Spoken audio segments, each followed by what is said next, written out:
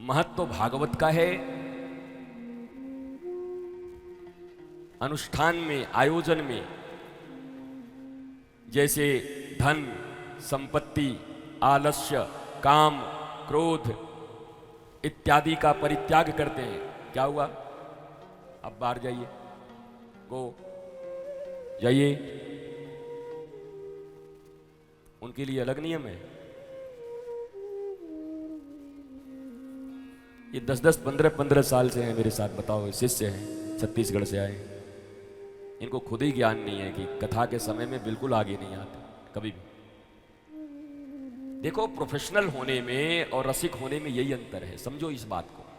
हो सकता है तुम नहीं समझोगे, और न समझने से भी मेरा कुछ बनता बिगड़ता नहीं, क्योंकि मुझे जो समझना है वो मैं समझ चुका हूं, और तुम्हें भी भागवत के अनुसार ही समझना है तो समझो।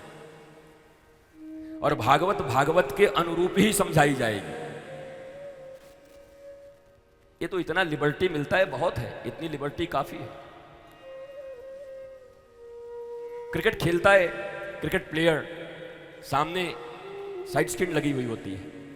अगर एक आदमी भी इधर से उधर गया तो ऐसे रोक देता है, बॉलिंग करने वाला रुक जाता, अंपायर को बोलता मेरा ध्यान भंग हो रहा है। करते ना, देखे हो क्रिकेट, देखे हो?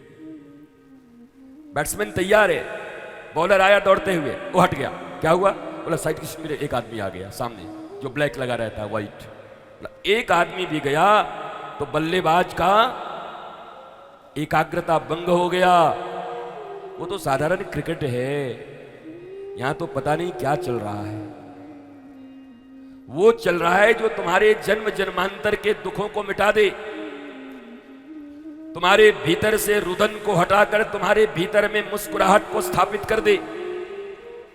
इसलिए श्रीमद् भागवत की कथा के पहले दिन महात्मा की कथा कही जाती है कि जिंदा तो थोड़ो, जो प्रेतों का भी उद्धार कर दे, वो श्रीमद् भागवत की कथा है।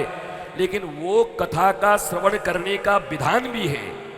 विधान यही है सिर्फ इतना, बाकी तो सब मैंने कह दिया। खाते भी रहो, आनंदित भी रहो, पानी भी पीते रहो, मस्त सोफा पर भी बैठो, बस सामने थोड़ा बचाए रखो, एक पर्दा रखो सामने।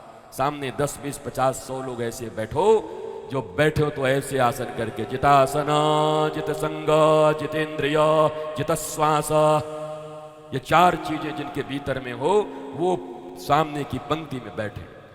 जित श्वास, जितासन, जितेंद्रिय, अगर ये 4 चीजें जीवन में आ गई, जित श्वासा का मतलब है श्वास जीतो। प्रत्येक श्वास पर लंबी और गहरी सांस लिया करो। जीवन में छोटे छोटे सांस लेने वाले लोग रोगी होते हैं।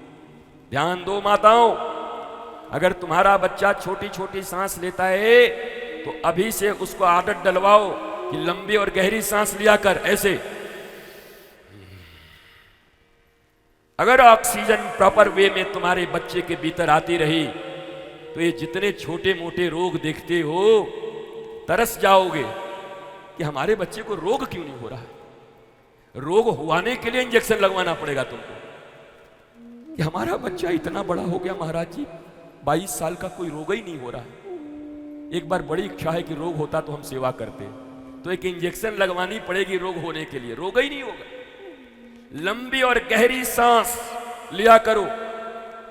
बुजुर्ग भी हो, बच्चे भी हो, माता भी हो, खूब गहरी सांस लिया करो इत्मीनान के साथ। जल्दी जल्दी नहीं, आराम से। जल्दी जल्दी सांसें वो लोग लेते हैं जो क्रोधित होते या जो वासना में डूबे रहते। तुम सबका एक्सपीरियंस होगा, जब क्रोधित होते हो तो सांसें कैसी चलती हैं, जब वासना में डूबे रहते हो और वासना का चिंतन करते हो तो सांसें कैसी चलती हैं।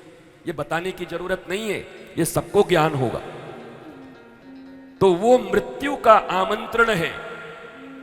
क्रोध सब समय वासनात्मक विचारधारा, और उसमें जो जल्दी जल्दी छोटी छोटी सांसें चलती हैं। श्वास तो गिनकर मिला है तुमको, मान लो 1 करोड़ मिला है। अब 1 मिनट में तुम चाहो तो 200 श्वास ले लो, और चाहो तो 1 मिनट में 17, 18, 20, 25 श्वास ले लो।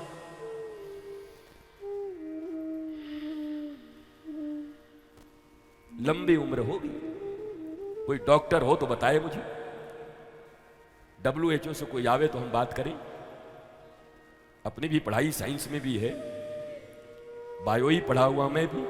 आओ, केवल लंबी सांसें अपने बच्चों को लेना सिखा दो। ये टोपी और ये टिनकुरी और ये जॉनसन एंड जॉनसन, अरे राम और कृष्ण के सन जॉनसन लगाने से काम बनेगा? तुम राम और कृष्ण के सन हो, दुर्गा काली राधा और जगत जननी सीता के तुम सन और डॉटर हो। जॉनसन